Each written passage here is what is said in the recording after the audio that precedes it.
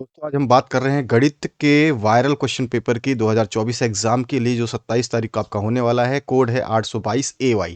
तो चलिए इसके सॉल्यूशन को हम देखते हैं और इसके खंड को समझते हैं। यहाँ पर खंड अ में आपसे पहला पूछा गया है क्वेश्चन, एक धनात्मक संख्या 6q प्लस 5 के रूप का है तो यह संख्या निम्न में से क्या है। यानी कि ये सम है, विषम है, अपरिमेय है या शून्य है।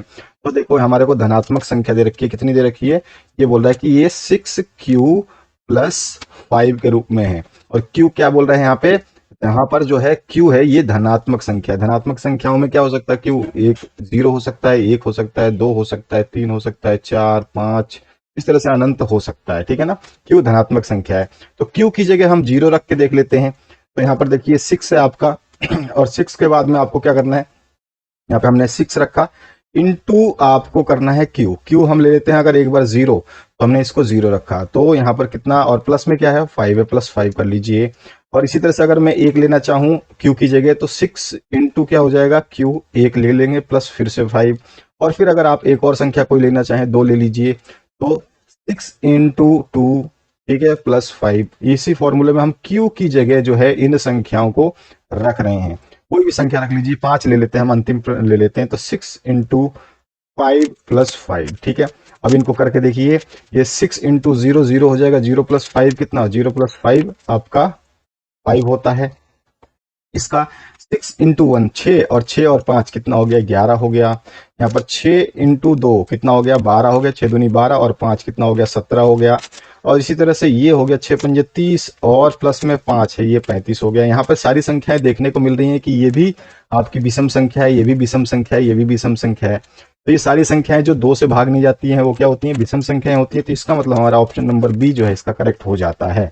अगले प्रश्न की तरफ बात करें हम, तो यहाँ पे देखिए क्या बोला गया है, इसको समझते हैं। यहाँ पूछा गया दो धनात्मक पूर्णांक a तथा b दिए रहने पर यदि अद्वितीय पूर्ण संख्या q तथा r विद्यमान है तो निम्न में से कौन सा कथन सत्य होगा। आपको अच्छी तरह से पता है कौन सा कथन सत्य होने वाला है, इसमें से आप आसानी से बता सकते हैं क्योंकि ये कथन आप पढ़ चुके हैं और मैंने मॉडल पेपर में आप लोगों को करवाया हुआ है।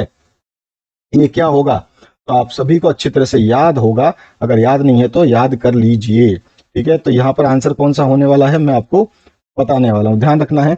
यहाँ पर जो आपका ये वाला फॉर्मूला है, क्या है, ये भाजक और भाज्य, शेषफल और भाग, है ना, यही होता है।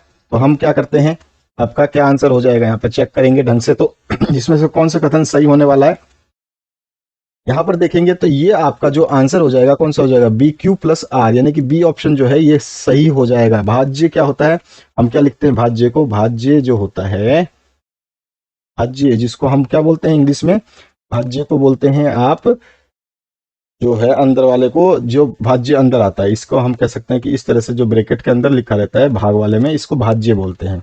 और ये भाज्य जो होता है इसको डिविडेंट बोलते हैं। ठीक है, ये डिविडेंट हो गया। और बाहर जो है वो भाजक होता है। ठीक है, बाहर जिससे भी हम भाग देते हैं वो भाजक होता है यहाँ पर। और जो यहाँ पर आता है वो आपका क्या होता है, वो आपका कोसेंट यानी भागफल होता है। यहाँ पर क्या आता है, भागफल आता है। ठीक है ना, ये तो आपको पता है भागफल। और जो नीचे बचा हुआ कुछ आएगा वो आता है हमारा शेषफल, शेषफल आता है। ठीक है, ये तो आपको पता ही है, ये सारी चीजें मैंने आपको करा रखी है। तो भाजक बाहर होता है जिससे हम भाग देते हैं, और भाज्य अंदर होता है, भागफल हमारे पास बचता है और शेषफल बचता है। तो हम इसका आंसर किस तरह से बता सकते हैं, आसानी से बता सकते हैं, कौन सा ऑप्शन सही हो जाएगा। यानी कि यहाँ पर जो है आपका क्या हो जाएगा, भाज्य बराबर क्या हो जाएगा, तो भाज्य बराबर जो है ये हो जाएगा आपका a बराबर बी क्यू प्लस आर, क्योंकि हमारा भाज्य जो है ये संख्या, भाज्य बराबर क्या होती है, भाज्य बराबर क्या होता है, तो वो यहाँ पर q क्या है, कोसेंट है, और b क्या है आपका भाजक है। तो यहाँ पे भाजक, भाजक इनटू, ठीक है, कोसेंट क्या होता है, भागफल, यहाँ पे भाजक इनटू भागफल। ठीक है, और प्लस क्या होता है, शेषफल, शेषफल को रिमाइंडर बोलते हैं, आर से डिपेंड करते हैं, डिनोट करते हैं, तो ये शेषफल हो गया। ठीक है, आप समझ में आ गया होगा आपको। तो यहाँ पे ऑप्शन कौन सा, बी ऑप्शन करेक्ट हो जाता है। भाजक बराबर भाज्य बराबर भाजक गुणा भागफल प्लस में शेषफल, यही होता है हमारा फॉर्मूले में। आपको सभी को अच्छी तरह से पता है ये चीज, तो और तो कुछ इसमें है ही नहीं। तो ये हमारा भाज्य का फॉर्मूला होता है, जिसको इंग्लिश में इस तरह से लिखते हैं, a equals to B into Q plus R. तो यहाँ पे बी ऑप्शन हमारा करेक्ट हो जाता है। तीसरा प्रश्न है, यदि किसी बहुपद के शून्यांकों का योग तथा गुणनफल 3 और -2 हो तो द्विघात बहुपद क्या होगा। यहाँ पर देखो शून्यांकों का योग और गुणनफल की बात कर रहा है ये। यदि शून्यांकों का योग कितना दे रखा है, 3 दे रखा है, ठीक है, और जो है गुणनफल कितना दे रखा है, -2 दे रखा है। तो इसमें क्या है, आपको करना क्या है, कुछ भी नहीं, सिंपली आपको इसको डालना है अपने फॉर्मूले में। यानी कि आपको क्या दिया गया है, अगर मैं बात करूं तो आपको दिया क्या गया है, अल्फा प्लस बीटा, ये दिया हुआ है आपको 3, ठीक है।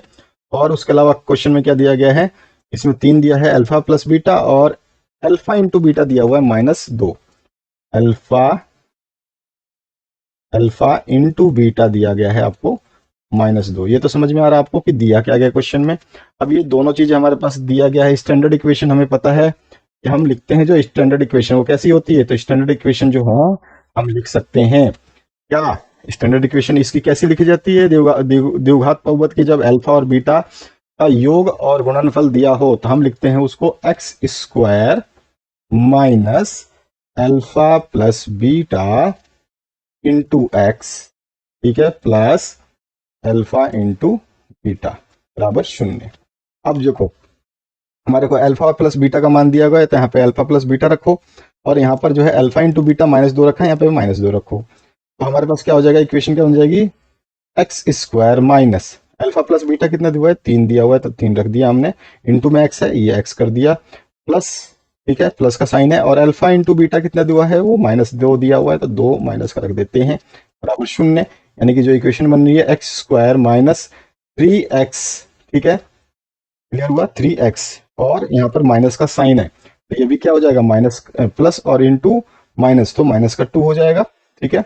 तो ये कितना हो गया आपका 0। यानी कि ये इक्वेशन हमारी जहां पर है एक्स स्क्वायर -3x -2, वो हमारी इससे का बहुपद होगा। तो देखते हैं ये इक्वेशन कहाँ है, एक्स स्क्वायर -3x -2, यानी कि सी ऑप्शन जो है हमारा यहाँ पे सही हो जा रहा है। क्लियर हुआ आपको। अब इसी तरह से चौथा क्वेश्चन देखिए, इसमें बोला गया है ये आपका रैखिक युग्म है, a1x plus b1y plus c1 equals to 0 दे रखा है, और a2x जो है ये भी आपको दे रखा है। a2x कितना दे रखा है आपको, sorry a2x plus b2y plus c2 0। यहाँ पर a1 अपॉन में a2 is equals to b1 upon में b2 is equals to c1 upon में c2 है, तो सही कथन कौन सा होगा।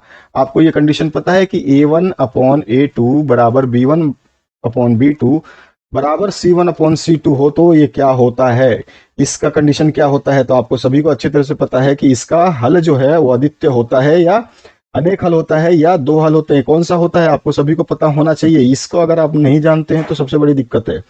तो सबसे पहली अगर हम बात करें, मैं कंडीशंस बता दूं, एक बार आपको रिमाइंड करवा दूं, तो सबसे पहली कंडीशन क्या होती है, जब हमारा a1 बटे a2 ये बराबर नहीं होगा अगर b1 अपॉन में b2 के, तो हमारे पास जो है एक हल होगा। क्या होगा, एक हल होता है। अगर हमारा यही हमारा जो कंडीशन दे रखी है, इसमें क्या दे रखा है, यहाँ पे दे रखा है कि a1 by a2 equals to b1 by b2 equals to c1 by c2, ये हमारे को क्वेश्चन में दिया हुआ है। आप देख रहे हैं a1 अपॉन में a2 equals to b1 upon b2 upon में c1 upon c2 equals to, तो ये सब बराबर दे रखे हैं। तो इसमें क्या होता है, इसमें हमारे अनेक हल होते हैं, अनेक, ठीक है, अनेक हल, अगर अनेक हल होते हैं तो कौन सा, बी ऑप्शन यहाँ पे करेक्ट होने वाला है। और एक कंडीशन और होती है, जब आपका a1 अपॉन में a2 is equals to b1 upon में b2 हो, लेकिन ये c1 अपॉन में c2 के बराबर ना हो, तो कोई हल नहीं होता, ठीक है, कोई हल नहीं होगा, ठीक है। अच्छा, एक हल होगा, इसका मतलब क्या है, प्रतिच्छेदी रेखाएं होंगी, ठीक है, इंटरसेक्टिंग लाइन होगी, प्रतिच्छेदी होंगी। और अगर आपका यहाँ पर अनेक हल हैं तो इसका मतलब क्या है, संपाती होंगी। ध्यान रखना है, संपाती भी पूछता है आपसे, अनेक ना पूछ करके सीधा ऑप्शन में दे संपाती, ठीक है। तो ये चीज आपको ध्यान रखोगे। तो आंसर कौन सा मैंने बताया आपको, बी ऑप्शन जो है इसका करेक्ट हो जाएगा। ठीक है, यूनिक सोल्यूशन पहला वाला आपका क्या हो जाएगा, पहले वाले में एक हल का मतलब यूनिक सोल्यूशन होगा। दूसरा वाला जो है जिसमें अनेक सोल्यूशन होंगे, यानी कि जिसमें हम बोल सकते हैं इनफाइनाइट सोल्यूशन होगा और कोई हल नहीं होगा, इसका मतलब नो सोल्यूशन होगा। ठीक है, क्लियर हुआ। अगले क्वेश्चन की तरफ मूव करते हैं और देखते हैं पांचवा प्रश्न क्या बोलता है। पांचवा प्रश्न बोल रहा है यहाँ पर ए एक्स स्क्वायर, ठीक है, A X square plus B X plus C equals to 0 के दो भिन्न वास्तविक मूल होंगे यदि। तो यहाँ पर दो भिन्न और वास्तविक मूल कब होते हैं ये आपको बताना है। बहुत अच्छी तरीके से क्वेश्चंस को कर लीजिएगा, क्योंकि आप जब वहां पर जाएंगे क्वेश्चन एग्जाम में तो इसी तरह के क्वेश्चंस आपको मिलेंगे। अगर आपने नहीं पढ़ा है ढंग से तो आपको क्या होने वाली है, समस्या होने वाली है। ठीक है, तो आपको बताना है कि ये जो है इसमें कैसे मूल होंगे, मूलों की आपको यहाँ पे क्या दो भिन्न और वास्तविक मूल पूछे हैं, तो किस कंडीशन में दो भिन्न और वास्तविक मूल होते हैं ये आपको बताना है। तो आपको याद होना चाहिए कि जो दो भिन्न और वास्तविक मूल होते हैं तो उस कंडीशन में बी स्क्वायर माइनस 4ac जो है ये किस में होता है, इसमें जो है ये 0 से ज्यादा होता है।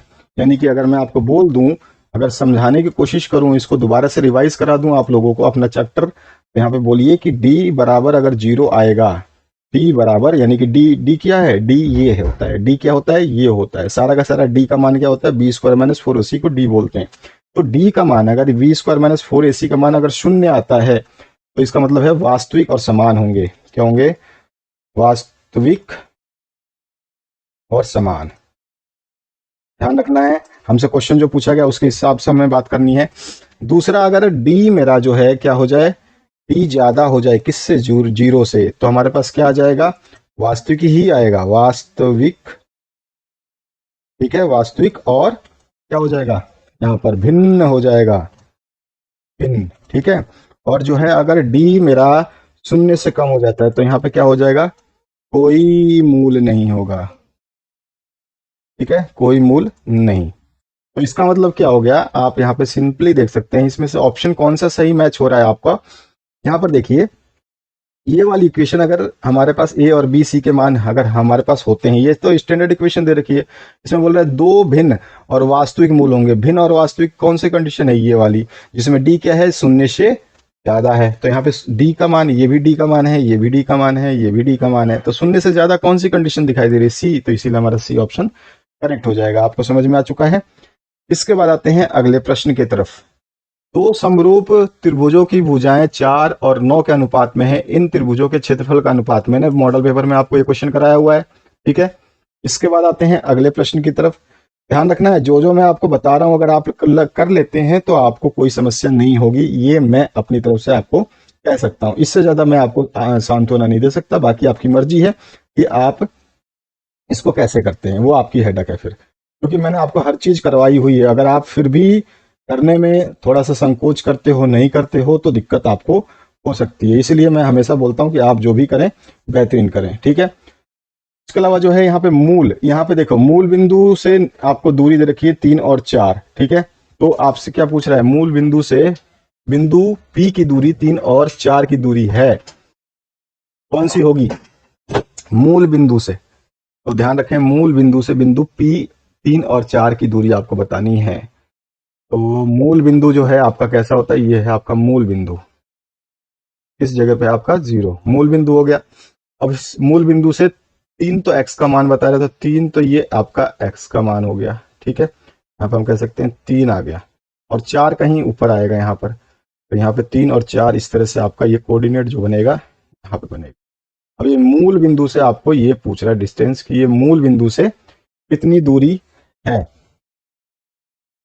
इसका मतलब क्या हुआ कि ये कोस ए किसके बराबर आया, आपको समझ में आ रहा है नहीं आ रहा है, देखो ध्यान से। इसमें क्या हुआ है कि एक ही इंक से कर दिया, इसलिए आपको कंफ्यूजन हो रहा होगा।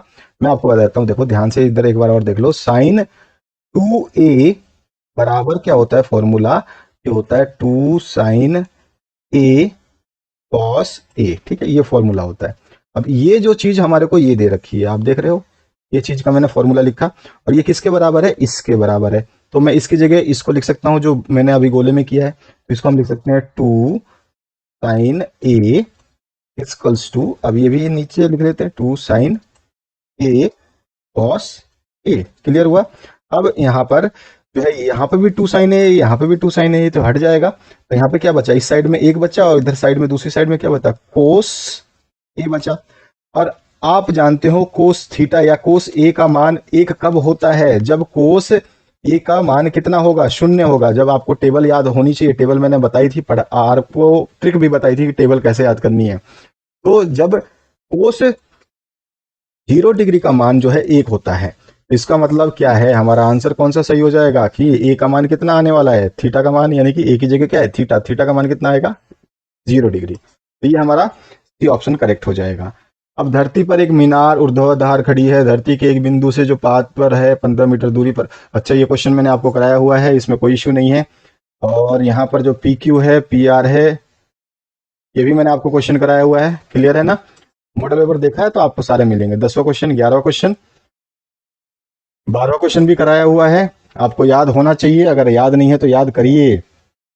सबसे इंपॉर्टेंट चीज है कि आपको याद करना होगा, अन्यथा फिर क्या हो जाएगी, गड़बड़ करोगे आप, फिर समस्या ये हो जाएगी कि यार सर हमने तो देखा ही नहीं था, अब क्या करें। तो देखो, अब करो करो क्या, आपके पास अभी समय है, अभी पेपर थोड़ा सा दूर है आज के डेट से, तो आप उनको जरूर देखिएगा, मॉडल पेपर जरूर चेक कर लीजिएगा। ये सारे सॉल्यूशंस मैंने उसमें कराए हैं। यहाँ पर भी आपका यही क्वेश्चन है, ठीक है, इसी टाइप का, इसमें भी आपको मॉडल पेपर से देखना है।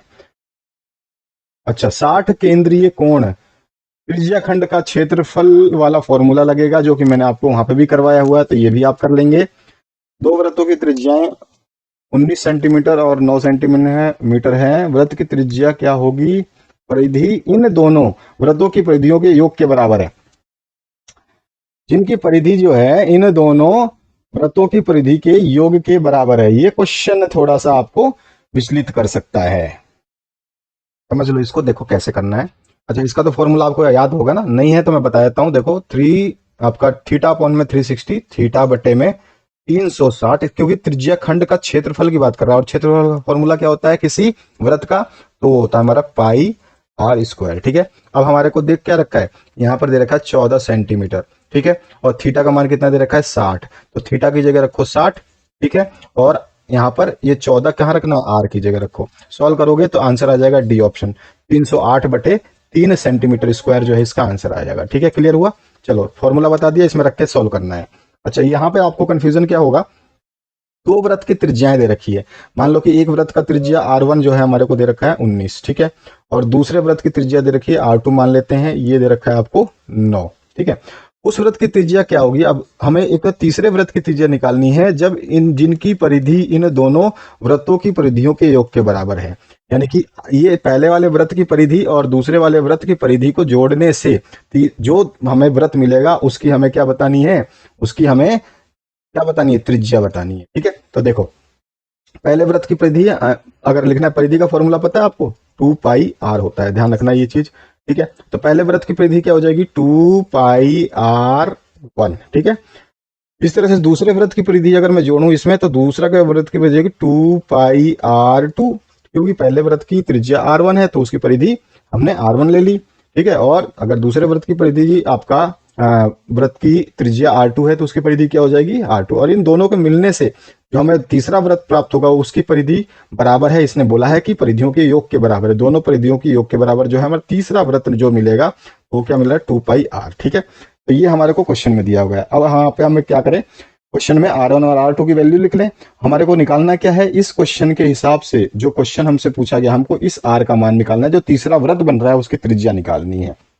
यहाँ पे रख लेते हैं, तो 2 पाई और R1 कितना दिया है 19, तो गुणा में 19 कर लीजिए, प्लस आपको करना है 2 पाई तो है ही, और आपका R2 कितना है 9 है, तो इंटू 9 कर लीजिए। ये किसके बराबर है, तो 2 पाई आर के बराबर है, क्योंकि इसमें हमें आर निकालना है, इसका हमें निकालना है। अब देखो यहाँ पे 2 पाई से 19 को गुणा करोगे तो 19 दूनी 38, यह आपका 38 पाई आ गया, प्लस में 9 दूनी 18 पाई आ गया, यहाँ पे बराबर कितना है 2 पाई आर है, ठीक है। टोटल कितना पाई हो गया भाई, टोटल जोड़ लो, 38 और 18, 40 और 10 56, 56 पाई, ठीक है, बराबर कितना हो गया 2 पाई आर, ठीक है। अब देखो यहाँ पर आर हमें निकालना है, तो इस आर को यहीं रखते हैं और इसको ले जाते हैं उधर, डिवाइड कर देते हैं। आर बराबर क्या हो जाएगा, आर बराबर हो जाएगा 56 पाई अपॉन में 2 पाई, ठीक है ना। आर यहीं छोड़ दिया और इसको डिवाइड कर दिया उससे। अब इसको काट दीजिए पहले से, तो पाई से पाई हट जाएगा, पाई से पाई कटा, और ये 2 से कितने बार में कट जाएगा, 28 बार में, ठीक है, 28 दूनी 56, 28 आ गया।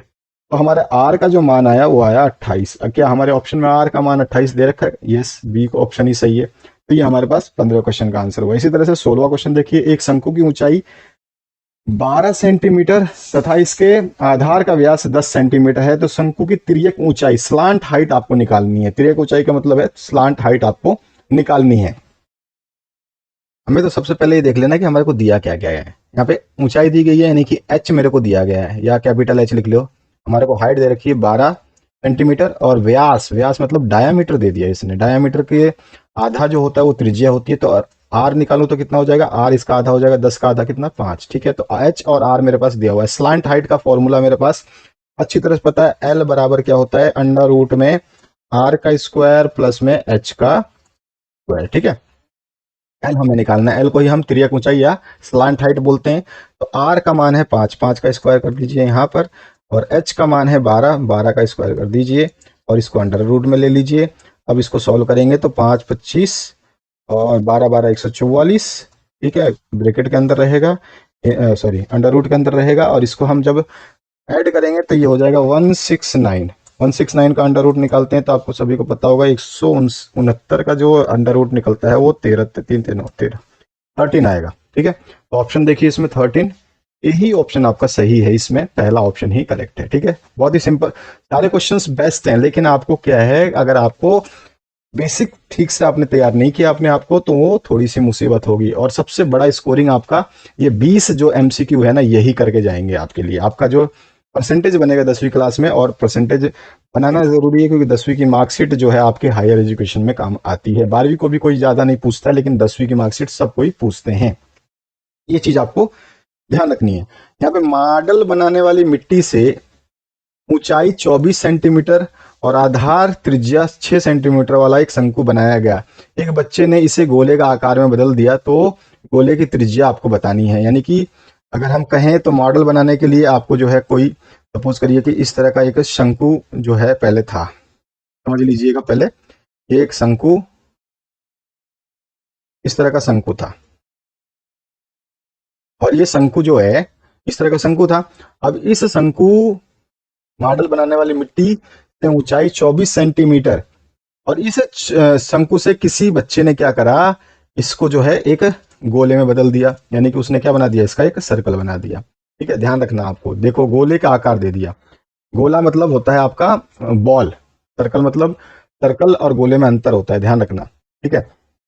शंकु से क्या बना, गोला बना। गोला मतलब फुटबॉल, कोई बॉल जो आप गिंडी खेलते हैं ना, बॉल बॉल, वो बॉल, ठीक है। तो यहाँ पर इस तरह का ये क्वेश्चन दिया गया, शंकु से एक गोला बना। तो अब ये बोल रहा है कि गोले की त्रिज्या, यानी कि आपको जो है यहाँ पर इसकी त्रिज्या, इस जगह से लेकर के इस जगह तक की त्रिज्या आपको निकालनी है। यानी कि ये सीधा सीधा आपको त्रिज्या पूछ रहा है, आर का मान पूछ रहा है। यहाँ पे हमारे को जो जो चीजें दी गई हैं उसको लिख लेते हैं, और क्या करना है हमारे को, सॉल्यूशन क्या करना है हमारे को। देखो इसकी ऊंचाई दे रखी है, एच दे रखा है, वो 24 दे रखी है, ठीक है। तो ये हमारे को एच मतलब मैं इसकी हाइट बोलूं, ये वाली हाइट जो दे रखी है वो 24 दे रखी है। और क्वेश्चन में और क्या दिया हुआ है, 6 सेंटीमीटर इसकी आधार की त्रिज्या है। यानी कि यहाँ से लेकर के यहाँ तक की इसकी त्रिज्या जो दे रखी है ये 6 सेंटीमीटर दे रखी है। और ये गोले यानी फुटबॉल में बदल रहा है, और ये दोनों क्या होंगे, बराबर होंगे भाई। इसका जो आपका वॉल्यूम होगा, इसका जो वॉल्यूम होगा, यानी कि आयतन जितना इसका होगा उतना ही आयतन इसका होगा, ठीक है। क्षेत्रफल बराबर नहीं हो सकते, आयतन बराबर होगा। आयतन का मतलब होता है एक गिलास पानी एक बाल्टी में डालो, एक जग में डालो, एक मग में डालो, एक बोतल में डालो, वो उतनी ही जगह लेगा, चाहे आप किसी भी बर्तन में उसको डालो, ठीक है ना। वो एक गिलास का एक गिलास ही रहेगा, बाल्टी में डालने से 2 बाल्टी नहीं बन जाएगा। मतलब उसका वॉल्यूम जो है फिक्स होता है किसी भी चीज का, ठीक है, चाहे आप वो किसी पात्र में डालो। तो यहाँ पे हमारे को हाइट दे रखी है 24, बेस की आधार की त्रिज्या दे रखी है 6, और ये हमारा गोले में बदल गया। यानी कि दोनों का आयतन क्या होगा, बराबर होगा। तो आयतन में हम इसका फॉर्मूले में डाल देते हैं। आयतन का फॉर्मूला हम लिख सकते हैं, क्या होता है आयतन का फॉर्मूला। तो आयतन का फॉर्मूला अगर हम करना चाहें तो सबसे पहले कोण का बात करें, आपका कोण यानी कि शंकु बराबर होगा आपका गोले का आयतन, ठीक है। अब गोले का कोण का आयतन क्या होता है, तो 1/3 pi R, 1/3 pi R square H, ठीक है। ये किसके बराबर होगा, गोले का आयतन का। गोले का आयतन का फॉर्मूला क्या होता है, 4/3 पाई आर क्यूब। ठीक है, अब यहाँ पे 1/3 तो है ही हमारे पास, पाई को छोड़ दीजिए एज इट इज। और यहाँ पर देखिए क्या है, यहाँ पर ये आर स्क्वायर बोल रहा है। आर कितना है इसमें, हमारे को 6 दे रखा है, तो हम कोण का, हमारे को कोण है नहीं शंकु का 6 दे रखा है, तो शंकु का आर का 6 स्क्वायर कर देते हैं। और हाइट कितनी दे रखी, 24 दे रखी, 24 कर दिया, बराबर कितना है 4/3। और यहाँ पे पाई, ठीक है, और ये आर क्यूब, इसको हमें निकालना है, तो ये आर क्यूब ऐसे ही छोड़ दिया। ठीक है, अब देखो इसको सॉल्व करते हैं, यहाँ से पाई हट जाएगा, तो मैं पाई से पाई काट देता हूँ, ये पाई इधर भी है, ये पाई इधर भी है, हट गया। ठीक है, और कुछ इसमें देखोगे तो यहाँ पर देखो, यहाँ पे इसको काटो, 3 एकम 3 और 3 अठे 24, 8 बार में कट गया, क्लियर हुआ। तो यहाँ पर है ये आपका कितना हो गया, चलो इसको एज इट इज रहने देते हैं। यहाँ पे 4/3 और यहाँ पे आर क्यूब है, क्लियर हुआ। तो इसको अगर हम देखो 3 से 3 भी कट जाएगा, यहाँ से इधर भी कट जाता है, लेकिन जरूरत क्या है, कहीं से भी काट दो। अब देखो 6 छंगे 36, 36 गुणा 8 बराबर क्या हो गया, 4/3 आर क्यूब, क्लियर हुआ। अब 36, ठीक है ना, हाँ ठीक है। अब देखो 36 गुणा 8 कितना, 6 चौक 24, ठीक है, 6 चौक 24 और कितना हो जाएगा आपका 24, 6 36, 8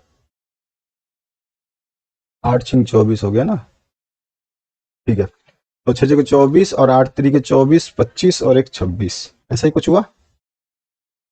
ये आपका 48 होगा ना, 48, 48 हो गया, 8 6 48 और 8 3 24, 24 और 4 28, तो ये हो गया 288, 288 इधर, और ये 4/3 आर क्यूब। ठीक है, मिस्टेक नहीं करनी है, मिस्टेक मैथमेटिक्स में कर दोगे आंसर गलत हो जाएगा।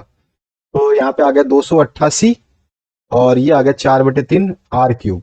अब मैं इसमें से इसको 3 को उधर ले जाऊं तो क्या हो जाएगा, 288 इंटू 3 बराबर क्या हो जाएगा 4 क्यू, ठीक है ना, क्योंकि यहाँ पे 4 क्यू छोड़ दिया, 3 को उधर भाग दे दिया, उधर ले गए तो गुणा हो गया।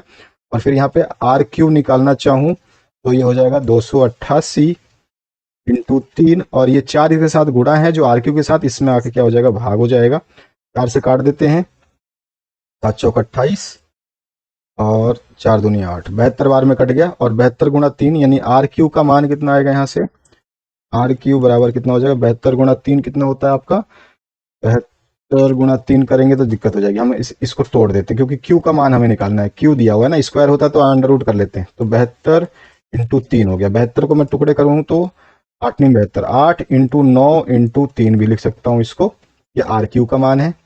और आर क्यू बराबर क्या हो जाएगा, ये हो जाएगा 8 को क्या लिख सकते हो आप, 8 को फिर से टुकड़े कर दो तो 8 का हो जाएगा 2 इंटू 2 इंटू 2, और 9 का हो जाएगा 3 इंटू 3, और पहले से 3 तो है ही, तो एक 3 और जब क्यू हटाते हैं तो 3 जो ये श्रृंखला बनी होती है इनमें से एक एक ले लेते हैं, तो आर बराबर क्या हो जाएगा, तो 2 इसमें से एक ले लीजिए और 3 में से एक ले लीजिए, तो ये हो जाएगा 6, यानी कि आर का मान मेरे पास कितना आया, 6 आया।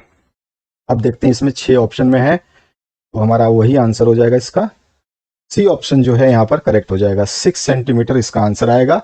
जब एक बच्चा शंकु से एक गोला बना देता है यानी फुटबॉल बना देता है, उसकी त्रिज्या यहाँ पर कितनी आ रही है, 6 सेंटीमीटर ही आ रही है।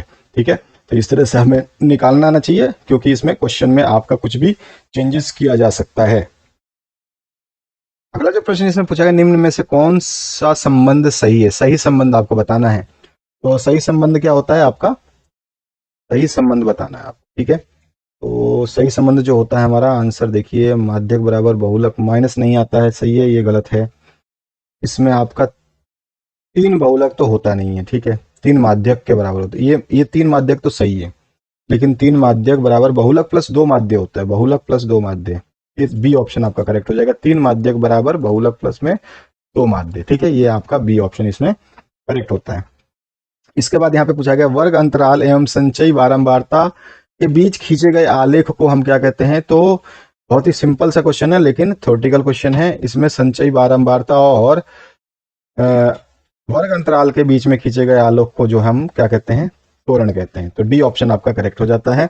और 20वां प्रश्न जो इसमें पूछा गया है, उसके बाद खंड ब की बात करते हैं।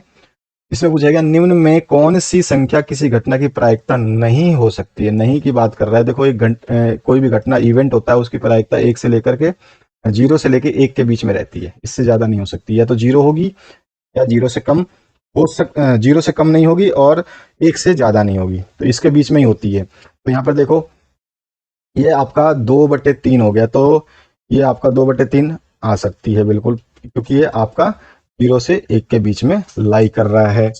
उसके अलावा जो है आपका 15% भी आ सकता है, 0.7 भी आ सकता है, लेकिन मैंने बताया आपको कि घटना की प्रायिकता 0 से 1 के बीच में हो सकती है। 0 से कम जाने का मतलब है नकारात्मक, नेगेटिव हो जाना, और यहाँ पर ये नेगेटिव दे रखा है, तो घटना की प्रायिकता कभी भी नेगेटिव नहीं हो सकती, ठीक है ना। तो ये आपका बी ऑप्शन यहाँ पे करेक्ट हो जाता है। तो इस तरह से 20 प्रश्न हमने देख लिए। अब बढ़ते हैं बड़े प्रश्नों की तरफ, जो इसमें आपसे किया गया है उसकी बात करते हैं, ठीक है।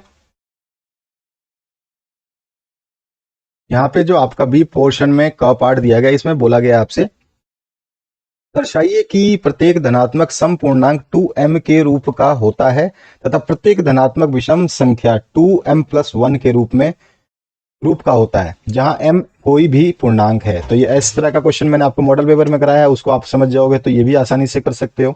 इसमें ख पार्ट, अब आपको यहाँ पे देखिए इसमें निर्देश क्या है, सभी खंड करने हैं। पहले जो पार्ट है खंड ब का, इसमें आपको सभी खंड करना है पहले क्वेश्चन, ठीक है, ये चीज आपको ध्यान रखनी है। उसके बाद जो दूसरा प्रश्न है उसमें आपको सभी खंड नहीं करने, इसमें से कोई 5 खंड करने हैं, ये ध्यान रखना है आप। इसमें जो 2 बिंदुओं के निर्देशांक दे रखे हैं आपको, ठीक है, इन बिंदुओं से बनने रेखाखंड के मध्य के निर्देशांक क्या होंगे ये आपको बताना है, सिद्ध करना है आपको। यहाँ ट्रिग्नोमेट्री का दे रखा क्वेश्चन। इसके बाद जो है त्रिज्या दे रखी है 4.2 सेंटीमीटर, धातु के गोले को पिघला करके त्रिज्या 6 सेंटीमीटर का एक बेलन का रूप में ढाला गया। जैसा अभी मैंने आपको एमसीक्यू कराया था वैसा ही क्वेश्चन है, बेलन की ऊंचाई आपको ज्ञात कर देनी है। यदि किसी बंटन का माध्य 16 और बहुलक 13 हो तो बंटन की माध्यिका आपको ज्ञात करनी है। इसके बाद जो है यहाँ पर ए का मान ज्ञात करना है, जिसके लिए निकाय आपको दे रखी है और इसके अपरिमित रूप से अनेक हल हों। अभी मैंने आपको एमसीक्यू में बताया था कब अनेक हल होंगे, कब 2 हल होंगे या कब 1 हल होगा, ठीक है, यह सब कुछ बताया मैंने आपको। द्वितीय प्रश्न में आपको 5 प्रश्न करने हैं, जितने भी क्वेश्चन दिए इसमें से 5 प्रश्न करने हैं। पहले आपको 2 संख्याओं के वर्ग का अंतर दे रखा है, छोटी संख्याओं का वर्ग मैंने मॉडल पेपर में करा रखा है क्वेश्चन, ठीक है। और ये ख पार्ट में जो है छायांकित भाग का क्षेत्रफल बताना है। इसमें एबीसीडी की भुजा जो है 14 सेंटीमीटर दे रखी है। इसके बाद जो है 4 सेंटीमीटर की त्रिज्या के एक वृत्त पर 6 सेंटीमीटर की त्रिज्या का एक संकेंद्रीय गोला वृत्त के किसी बिंदु से एक स्पर्श रेखा की रचना कीजिए। अच्छा, रचना वाला क्वेश्चन मैंने मॉडल पेपर में करवा रखा है, सिद्ध करना है आपको ये वाला। इसके बाद जो है नेक्स्ट पार्ट, किसी स्कूल की कक्षा 10 की इक्यावन लड़कियों की ऊंचाइयां दे रखी हैं, ठीक है, इसमें आपको माध्यक ऊंचाई आपको निकालनी है। इसके बाद जो है निम्नलिखित सारणी में 35 नगरों की साक्षरता दर प्रतिशत दर्शाती है, ठीक है, यहाँ पर नगरों की संख्या है, इसकी माध्य साक्षरता निकालनी है, ठीक है, यहाँ पे माध्यक निकालना है, इसमें माध्य निकालना है, ध्यान रखना है। अगला जो पार्ट है इसमें पूछा गया निम्न समीकरणों युग में से, अच्छा, इनको समीकरण युग में बदल करके आपको हल करना है, करवाया हुआ है मेरा क्वेश्चन, ये आपका रहमान वाला जो मॉडल पेपर का ही क्वेश्चन है ये, तो रहमान वाला देख लेना। इसके बाद जो नेक्स्ट क्वेश्चन है, एक बिजली मिस्त्री को एक 5 मीटर ऊंचे खंभे, अच्छा, ये आपका ट्रिग्नोमेट्रिक सेक्शन से क्वेश्चन है। इसका अथवा में अगर आप ये कर लेते हैं तो आपको नीचे वाला करने की आवश्यकता नहीं है, तो आप जो है ये वाला क्वेश्चन देख लीजिए। इसके अलावा ये वाला आप तो चौथा ठीक है, आपका 5वां ठीक है, सही है सारे क्वेश्चन। तो ये भी आपका रोड के आमने सामने लंबाई वाले 2 खंभे लगे हुए हैं, दोनों खंभों के बीच सड़क एक मध्य बिंदु, खंभों के शिखर से उन्नयन को, ठीक है, ये भी मैंने क्वेश्चन आपको कराया हुआ, सब क्वेश्चंस करा दिए हैं। ये शंकु के आकार का छिन्नक वाला क्वेश्चन बहुत इंपॉर्टेंट। और अथवा पार्ट में एक रेलगाड़ी का समान चाल, ये वाटर वाला नहीं दिया, इसमें रेलगाड़ी का दिया हुआ है। चलिए, तो इस तरह का ये प्रश्न पत्र है जो आपके लिए काफी इंपॉर्टेंट रहेगा। आप देखिए कि आपने इसमें से कितने प्रश्न आपको आते हैं जो आप परीक्षा में आते ही सॉल्व कर पाते हैं। तो ये क्वेश्चंस को जरूर देख ले, ध्यान रखें इन क्वेश्चनों को, और इनको आपको पढ़ना है अच्छे तरीके से और तैयार करना है। प्लेलिस्ट आपके सामने आ रही है, अगर आपने अभी तक नहीं देखा है उन प्रश्न पत्रों को जो मैंने सॉल्व करवाए हैं, सब कुछ दिया गया है, आंसर के साथ में दिया गया है, एक एक क्वेश्चन को सॉल्व करा है, बड़ी डिटेल में सॉल्व करा है। किसी ने अगर नहीं देखा है तो वो जरूर देख ले, उसका जो है आसानी से बढ़िया स्कोर हो जाएगा, कोई टेंशन भी नहीं होगी, परीक्षा में जाके आपको घबराने की जरूरत नहीं पड़ेगी, ठीक है। तो ये सारे के सारे क्वेश्चंस हैं जिनको आपको करने हैं, और एक बार जरूर तैयार करिए, बहुत बेहतरीन क्वेश्चंस हैं वाकई में, और इनमें से बहुत सारे क्वेश्चंस आपको देखने को मिलेंगे, और एग्जाम में बढ़िया तरीके से तैयारी करिए। और ये सारे एमसीक्यू जो मैंने आपको कराए हैं और जो मैंने आपको बताया है कि मॉडल पेपर में से देख लेना, तो इन मॉडल पेपर में से 1-2 क्वेश्चंस जो मैंने नहीं करवाए हैं आपको, क्योंकि उनके सभी के क्वेश्चंस मैंने मॉडल पेपर में करवाए हुए हैं, बाकी क्वेश्चंस के आंसर्स मैंने आपको दे ही दिए। तो आशा करता हूँ इस वीडियो को आपने कुछ ना कुछ बेहतरीन तरीके से सीखा होगा और मॉडल पेपर देख लीजिएगा। Thank you very much, have a good day.